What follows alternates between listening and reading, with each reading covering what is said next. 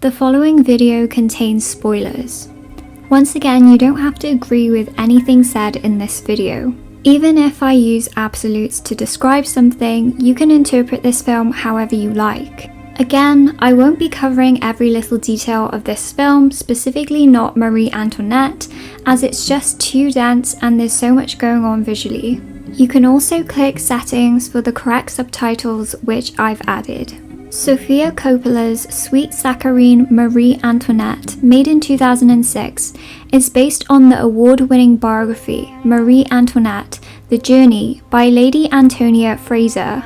Given unprecedented access to film in the Palace of Versailles, the film, centered around the private life of the last Queen of France before the Revolution, gives a sympathetic view of Marie Antoinette's life, as was presented in Antonia's biography.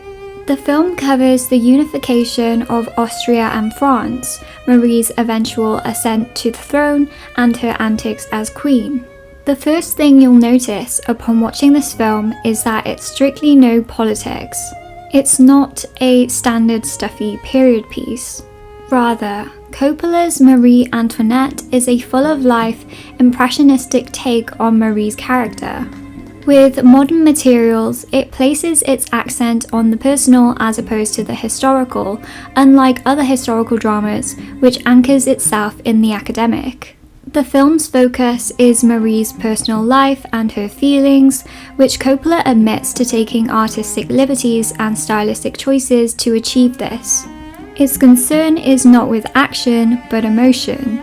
This is largely why the film received mixed polarized reception upon its release. According to British Vogue, when the film was first shown at Cannes, dripping wet from the editing room, the film received a few boos. But this wasn't necessarily a bad thing. Coppola, an American director tackling the life of Marie in this modernized way, intentionally adding its now famous anachronisms, was always going to ruffle a few feathers. That being said, only a vocal minority booed. Coppola had said, "It was not as dramatic as the headlines made it sound." I think we also got a standing ovation. She continues, "The media made such a big thing about how the film seemed like a failure compared to Lost in Translation. That being said, the film wasn't critically or commercially well received. But despite occasionally being sidelined for being just another chick flick, Sofia's youthful and girly film went on to develop a cult following and now is regarded as somewhat of a cultural touchstone for both filmmakers and designers." Coppola told Vogue, "I'm so happy it has an audience now, because at the time it was not successful. It means a lot to me that it continues to live on." Before we move on, let's establish Marie's life into 4 parts, which are particularly apparent if we take a look at her costumes. These are her early years at court, Marie's party years, her motherhood, and finally, mourning. Each part of her life can also be compared to a specific season. The film begins with light spring-like pastels of youth, swiftly moving to bright and intense summer colours. It finds itself changing to angelic whites and creams in Motherhood, which could be comparable to late summer, and ends with much darker and grimmer autumnal or winter-like colours as the revolution gathers steam. As a result, like Belladonna's hair or the Love Witch's eyeshadow, it's the costumes, Marie's clothing, which are very important in Marie Antoinette, employed as creative reinterpretation of the character, becoming symbols of not only a specific life stage, but also symbolic and metaphoric of Marie's state of mind, communicating her inner journey. Between the opening credits, as the guitar riffs from Natural's Not In It, we see a brief shot of our titular character. This opening establishes the decadence of the era, with Marie looking her best, important as our protagonist is judged based on her appearance. A servant attends to her as she lounges, licking frosting off her finger. Marie cocks her head slyly, breaking the fourth wall as if to ask the viewer, were you expecting a documentary? We then see the 14-year-old Archduchess, the youngest daughter of Empress Maria Theresa of Austria, then known as Maria Antonia. being woken by her servants who then proceed to dress her. This action, Marie getting dressed, would probably be deemed an unnecessary shot for any film. But as we know, the costume design by Milena Canonero, which won her her 3rd Oscar, and the fact it was kept in, meaning Sofia Coppola made a conscious decision to keep in this apparently useless action so early on in the film, marks it as important. But why is it important? This act of dressing, or more specifically, being dressed by others, is essential. The theme recurs throughout the film as dressing is essential to the construction of an identity, and this film is about Marie's identity, her real persona.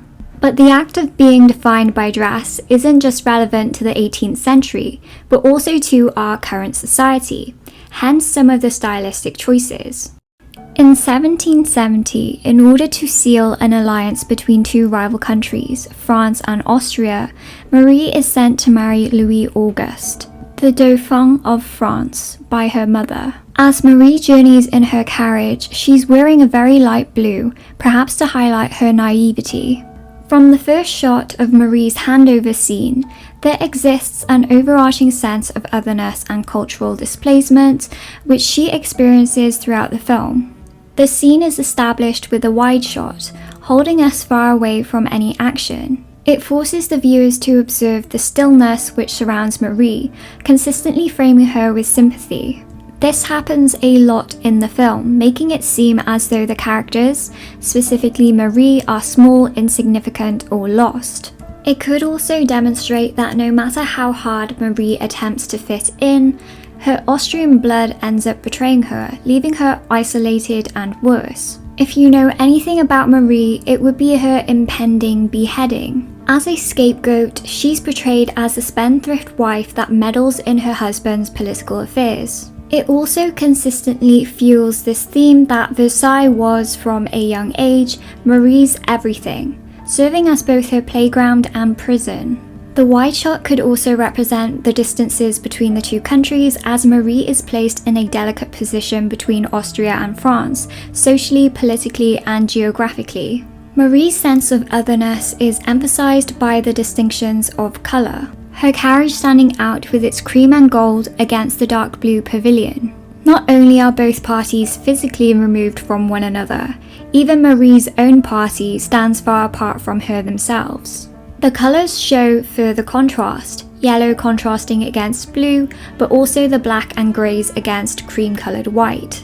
And amongst all characters and colours in the scene, Marie's dress stands out most out of them all, like the radiance of a star, with her near-white attire making her look like a bride. Meanwhile, the tent and the French people blend into the darker hues in the background. The darker hues of the pavilion also make it appear cavernous on the inside, perhaps foreshadowing that Marie's transition will not be a bright nor a happy one. Marie begins with an out-of-place hug to the stiff and regal Comtesse, thus setting the tone of the social awkwardness, otherness, and apartness Marie will experience from this moment onwards.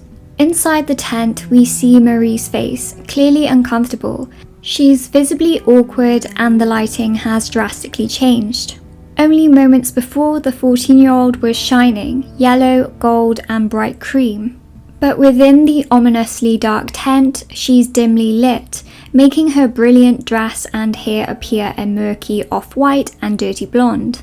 This could tell us once again that this looming transition from Austrian Archduchess to French Dauphine will not be an easy or light-hearted affair. As Marie walks in, still holding her dog, she is almost engulfed by the darkness of the tent, which the Comtesse blends into. But entering the darkness, this is where Marie decides to commit completely, leaving all the people she knew and her pet behind. We then see 3 close-up shots unlike any other before or after, which remain distant and detached as they remove her clothing. Not only is this a title transition, but the string of close-up shots could be marking a distinction from her outer self, her internal struggle and turmoil.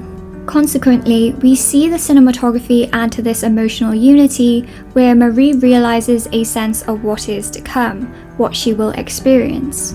Then we witness the final moments of her transformation. The camera pans to a shot from afar. We see a wide shot of the final article of clothing being removed, and Marie is left completely undressed. She is stripped of all ties to her former life. This could represent her acceptance towards the enforcement of a new nationality, although the dim lighting within this cocoon of darkness could signal that Marie is not truly at peace. The exit is almost vaginal in shape, insinuating this idea that the setting acts like a uterine homage, again like the inside of a womb. And from this womb, we see Archduchess Marie Antonia emerge and rebirthed as Marie Antoinette, Dauphin of France. The carefree, childish hair ribbon is swapped out for a mature tricorn. Not only does this mark the forced beginning of taking on a new national identity, but also her transformation from girlhood to womanhood. Marie travels to France and meets King Louis XV and her future husband, heir apparent Louis XVI. The betrothed couple arrive at the Palace of Versailles, where they are married at once. We see, in spite of the gilded decorations, that the wedding hall looks cold and harsh. The whole hall, including the characters, lack colour, with the whole scene feeling detached, cold and uneasy. Whilst Marie smiles, trying to make the best of her situation, her kiss with Louis feels awkward. Instead of warmth, we get empty, glassy, close-up shots of the guests and an expressionless husband. The king encourages them to produce an heir as soon as possible, but it is reported to the king the next day that nothing happened on the wedding night. Marie is then violently undressed and redressed by French courtiers again, with her new identity being forced through the action of dress. I want to mention the colour of Marie's dress and the background. At certain points in this film, we see Marie's clothing blend into the background. Throughout the film, we see Marie struggle to bear an heir, which is particularly apparent through the pressure of her mother's letters, and in this case, her white nightgown blends into her white bedspread as she's greeted in the morning. Whilst it could frame young Marie as angelic, it could also mock the implications of her purity in an unconsummated marriage, ridiculing her for not having produced an heir. At other times, Marie's clothing helps her to stand out. For instance, as Marie continues to fill in inspiring interest in Louis, she sports a vibrant pink dress in contrast to her husband, emphasizing this gulf growing between them. The color palette features a great deal of pastel. Sorbet colors were used to enhance or even exaggerate the art style of the Rococo period. Rococo art was in the form of watercolors, pastels, and enamels, extremely feminine and very detailed. Whilst the lighting is saturated to a bright, sickly, upbeat, candy-like hue, personifying the rose-tinted world the cast live in, the colour palette gives a much softer look when compared to other period pieces. Canonero, the costume designer, said the palette was inspired by a big box of delicious Lauderay macarons as a present from Coppola. She explained to Vogue that Coppola wanted pastel colours to inspire the costumes in the film to aid in creating this cohesive fictional space by unifying the relationship of colour, costume and identity in depicting the inner experience of Marie, the teenage queen. Almost everyone is dressed in a very specific pastel range of pistachio and light raspberry shades, setting this superficial and gluttonous mood. The colours of the dresses can convey important unspoken messages throughout the film. One obvious motif being cake. Cake and pastries are obvious elements present in the film, but not just in image, but also through other cinematic features, such as the dialogue. Not only do we get shots of macarons, pastries, and other sweets constantly edited in the film, but even Marie is described by others as a piece of cake more than once. Again, we get this unity, where it was only logical that this idea of Marie as cake or eye candy was worked into the lighting and costumes as well, especially for her early and party years, portraying the character as a quote, sweet little cake. Not only is this motif a very artistic choice, facilitating in a highly stylized look that is still referenced today, it can speak to how fake and artificial court life is at Versailles. Whilst it could connote that Marie is this pretty little thing or eye candy, it can further suggest that she's constantly living under the watchful eye of the court. We also get the very tongue-in-cheek let them eat cake scene where Marie, wearing dark lipstick and generally looks colder, is differentiated from her usual self. It drives home that this quote was a false accusation. Colours like dark blue, brown, green and red were intentionally excluded, with the colour palette mainly constituting pastel hues. But there is one significant exception, Madame du Barry, whose costumes were much more disruptive and garish. After being pressured by her mother's letter, Marie is redressed and unsuccessful in the seduction of her husband once again. Meanwhile, she continues to ignore the king's favourite, Madame du Barry. Whilst Marie and her retinue wear highly elaborate dresses in neutrals and pastels, du Barry flaunts designs in rich, luxurious colours such as deep purple, blue and burgundy. It's perhaps intentional that du Barry stood out even more than Marie in the film. The stark contrast marks her as an outsider at court.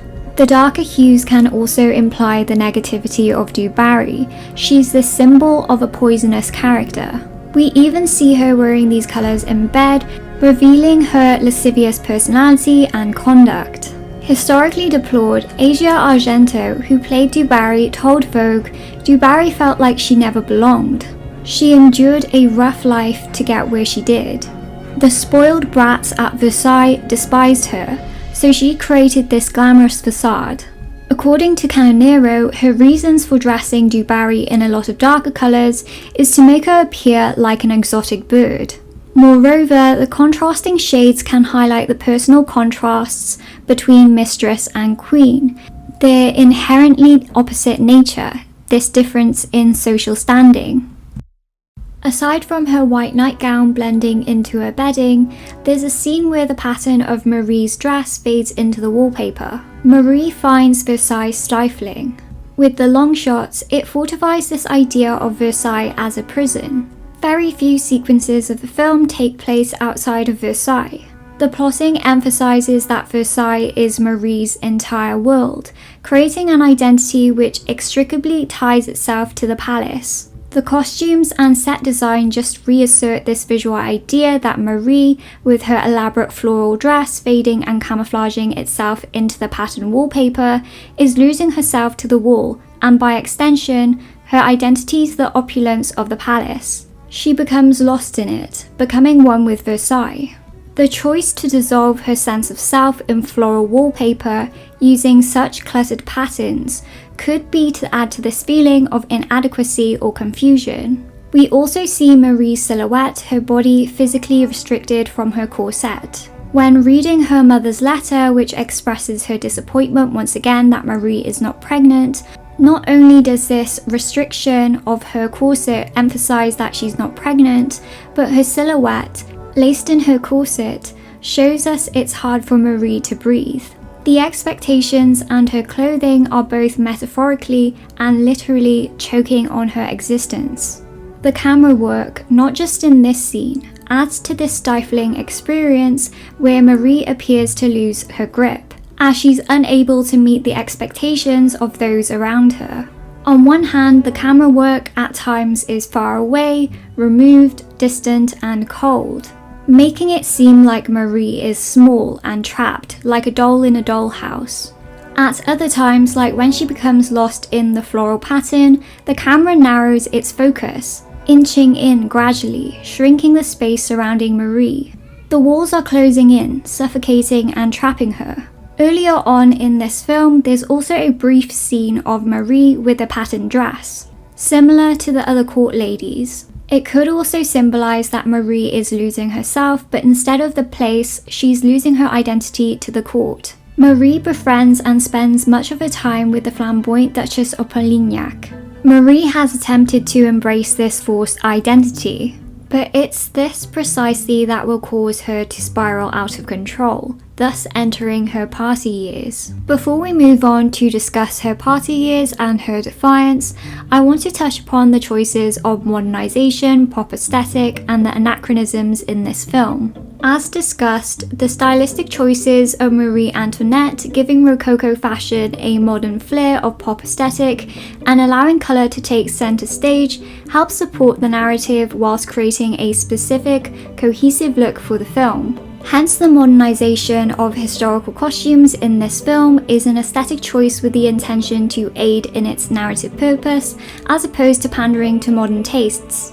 As per Vogue, Coppola originally wanted to use a white Rolls Royce, which would peek out of the background during one of the dinner scenes, but they couldn't get the one that they wanted.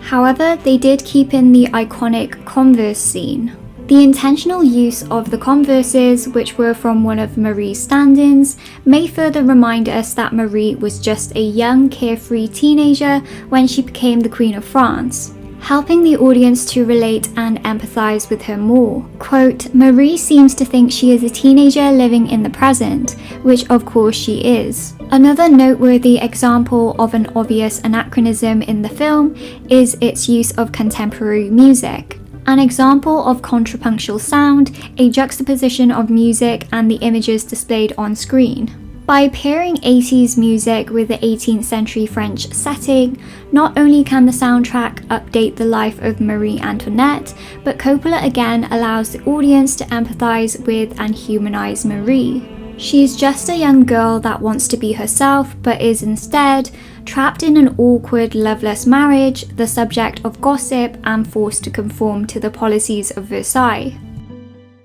As Marie spirals out of control, failing to embrace the identity which has been forced on her, she enters her party years. Whilst the palette's still very much candy and cake coloured, the colours are brighter and more intense as Marie's private life begins to unravel. Not only is there a shift in colour, but the designs start evolving. The shapes of the back of her skirt become bolder and increasingly daring, more cake-shaped, perhaps to emphasize that she's becoming more artificial and unstable, or willingly taking control of this narrative where she's always forced under the gaze of being this sweet little thing by purposely exaggerating her image as eye candy. It's Marie's choice to lower the décolletage, show more of her skin, add mischievous exterior corsetry lacing details, wear bigger, bolder wigs and wider, wilder skirts. As Bow Wow Wow's I Want Candy plays, we see shoes, designed and created by Manolo Blahnik, which may connote wealth and opulence. The shoes are in keeping with the colour palette, shades of pastel, connoting Marie's childlike and precocious nature. We see further evidence of Marie's luxurious taste. Close-ups of fans and silk sheets are shown. The frame then switches to a longer shot of Marie and her friends living the high life. We then see another fast-flowing montage, close-up shots of poker chips, champagne, cakes and sweets. The poker chips in particular could be a nod to her moniker, Madame Deficit, or Queen of Debt. The people of France bestowed her this moniker, but while she may have partaken in reckless spending, Marie was perhaps just a scapegoat for the country's financial crisis, not the cause. Still, the film's use of distant, static images interrupted by fast-flowing close-up sequences adds to the greedy, overindulged, hedonistic, debaucherous atmosphere of Marie's party years. Cavorting with her courtiers, Marie is visually living in the moment as a trendsetter in French fashion. And while she may have not been the cause of France's problems, her spending is nonetheless excessive, even wasting money on jewellery for a dog. But between various fabrics and satin shoes, and whilst never really being alone, Marie is incredibly lonely. Perhaps the extravagant shopping is merely a tool to use materialism to fill that hole. Her husband's disinterest and the unforgiving court. Not even the film's at times upbeat tone can mask what little you may know about Marie's fate, that sooner or later she'll be beheaded. Soon after, we encounter Marie at a masked ball. This is, I believe, the first instance Marie departs from her classic pastel palette. Whilst her friend sports emerald green, Marie herself wears black. In this scene, Marie meets Count Fersen, played by Jamie Dornan. An interesting anecdote by Dornan is that Sofia Coppola had cleverly arranged it so that Kirsten and Jamie didn't meet until they met in the scene.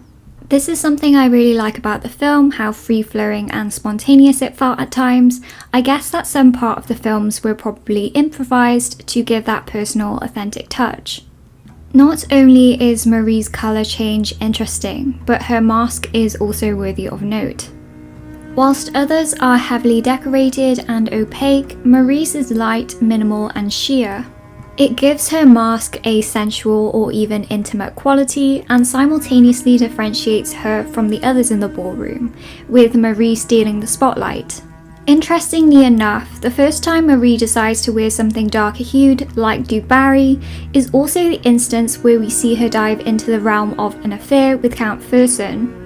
Whilst many people's favourite scene of this film was probably the famous I Want Candy scene, my personal favourite is the one where Marie and her friends party to New Order's ceremony. It's after this party, Marie wakes up surrounded by expired candles and empty glasses. Although she's wearing blue, her smudged makeup and creased gown cement the notion that the innocent Marie is no longer. The lack of dialogue and stillness convey complete emptiness within the boudoir, where Marie is her most bare and vulnerable. Submerged in water and huddled in a bathtub, the cracks in the facade begin to emerge. Soon after, Marie is finally successful at winning her husband's affections, and gives birth to a child, albeit a girl. Despite this, it's clear that Marie feels released from expectations. Subsequently, Marie no longer has to conform to the court, the expectations of her mother and Versailles. Having fulfilled her duty to reproduce, Marie no longer has to compensate for this failure, leaving her free to build her own new identity as a mother without external pressures. Following the birth of her child, Marie spends much of her time at Le Petit Trianon, a small chateau. Le Petit Trianon serves as Marie's brief retreat and sanctuary, her escape. This serene ambiance manifests in the shift to softer lighting and nature settings. Moreover, the outdoor scenes feature no defiant contrapunctual sound, instead opting for harmonious sounds of birds tweeting in the background. This escapism materializes again through the costume design. The change, her new relaxed lifestyle, is reflected in the shape and colour of her clothing, coinciding with contemporary real-world changes in fashion. The Enlightenment curbed the peacocks of fashion, becoming much more conservative. The fabrics of Marie's clothing are flowing, less elaborate, lighter both in weight and colour, and little garnish remains, allowing her to breathe. The changes in clothing could be read as another reflection for Marie's current state of mind. Motherhood has matured Marie. When shown fabrics, Marie chooses the simpler cottons, letting go of the luxurious silks. Finally, at peace, released from social expectations, she exchanges her extravagant ball gowns for more natural muslin dresses in white and cream shades. Furthermore, her hair loses its height, becoming more stable and carefree. The stylistic device adds to the image of Marie as angelic, which further contrasts this devilish image people have painted of her. Following this retreat, the pastels return, but the colours are not as bright and the designs remain constricted. It can signal that despite the stresses having returned, Marie has matured. Although this relief is temporary, Marie remains changed. She focuses less on her social life, investing time in her family, and making considerable financial adjustments. In 1780, her mother dies, which commences this period of pain and grief. As France spirals out of control, Marie gives birth to 2 sons, but tragedy strikes again when her youngest child, Sophie, dies. As Marie keeps losing people she loves, the colours predictably grow darker and fade. With her life becoming more sombre, Marie adopts a stricter look to reflect her period of reflection and mourning. Whilst she still sports colours like pink in this period, the gown has lost its brilliance and is less fun, with simpler shapes, less bright and extravagant. Dunst explained that Canonero and her would just play around with different fabrics and ideas. She continued, "For the scene after Marie's child has died, I wore a pale blue dress and I suggested that I wear a red ribbon around my waist that made it look like I'd been cut in half." In the finale, as the French Revolution erupts, the people of France have stormed the Bastille, gathering outside Versailles. Marie steps onto the balcony of the royal residence. According to Dunst, Sofia is not the type of person who wants to show soldiers knocking down doors and people getting beheaded. It's not in the visual vocabulary of what she likes to see in her movies. As a result, this scene is the closest image we get to Marie's eventual beheading. Whilst lowering her head may be a symbolic gesture which foreshadows her fate of being guillotined, Sofia purposely omits this. Instead, Marie is alive, forced by rioters to leave Versailles for Paris. However, this isn't the end of the film. There's one final image of Marie's bedchamber, completely ransacked by angry rioters. Again, it doesn't place its accent on the historical but the emotional and personal. We get no explanation or historical facts, instead we are left with this devastatingly sad and simple final goodbye. Despite its beauty, Versailles is hollow, with nothing to show for Marie's life having lived there. Marie's whole world, which was built for her. Thanks for watching, and comment down below if you have any thoughts about Sofia Coppola's Marie Antoinette.